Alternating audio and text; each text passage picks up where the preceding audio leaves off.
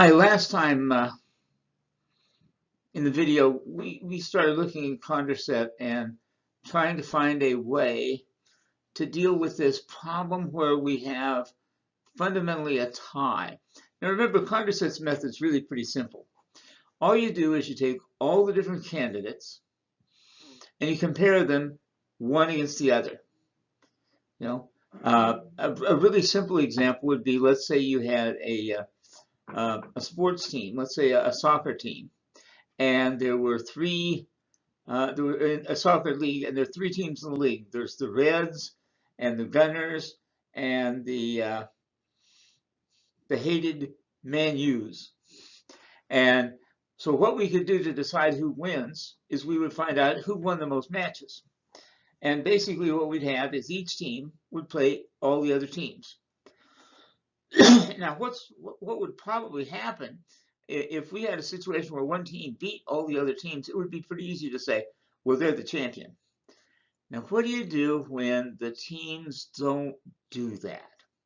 That in fact, there's a situation where one team beats the other team in every possible combination. So the Gunners beat the Man U's, and Man U beats the Reds, and the Reds beat the Gunners. Well, you got a problem because there's no obvious winner. Now, how do you go about deciding who's going to win that? I'm going to propose, or we're going to have a method proposed here that might make this a little bit easier. So let's just say we're looking at voting systems, and one of the assumptions we have here is there's at least three candidates. There could be more. In fact, once you get past two, well, things become more complicated because you have multiple candidates. But the nice part about it is once you get past three, it's pretty much the same all the way through. So how would we deal with this? Okay, when there are three or more candidates, it's unlikely that any candidate will win a majority. The reality is it just doesn't happen that often. Now, if you have again, that soccer league, and you have one team who's dramatically better than all the others, then you might have a situation where they beat everybody else. But the reality is that doesn't happen very often. Now, I'm a kind of a football fan, and if you go to the NFL, I think that's happened one time in the history of the NFL. That's not very common. So you have to have a way in which you can reasonably choose the winner in a way that everybody can pretty much support.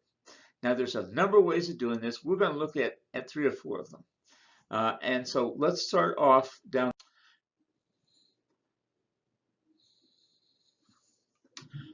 So let's look at a situation where we have we're looking for a plurality of the three candidates with 13 voters. Now notice the area we're interested in is this little region right here.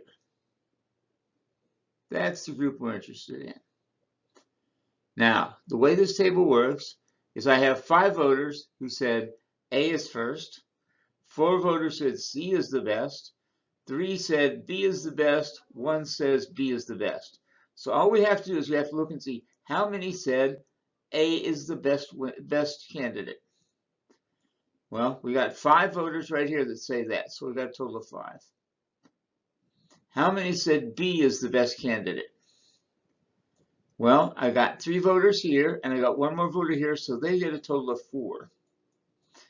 Now, how many said C is the best candidate? Well, I got 4 votes here. I got nobody else who said they're the best, so you get a total of 4 votes. So now we look at this and say, which one got the most first place votes? It's B. It's A. So A is the winner. Now, what's good and what's bad about that? Well, look here. See, 4 voters said A stinks. 3 voters said yeah, A stinks. We don't want them. They're the worst candidate. But we ignored them. So did this do the best way of, is this the best way of going about it? Well, it has a shortcoming. It takes into consideration only the choices of this is the best candidate, and it ignores everybody who says, nah, this guy's not so good. So this is a good approach, but we could probably do better. Okay, now what this leads us to is a definition of what's called manipulability. Manipulability means that, well, you have the ability to manipulate the result by throwing away your vote. Remember, we had 3 voters.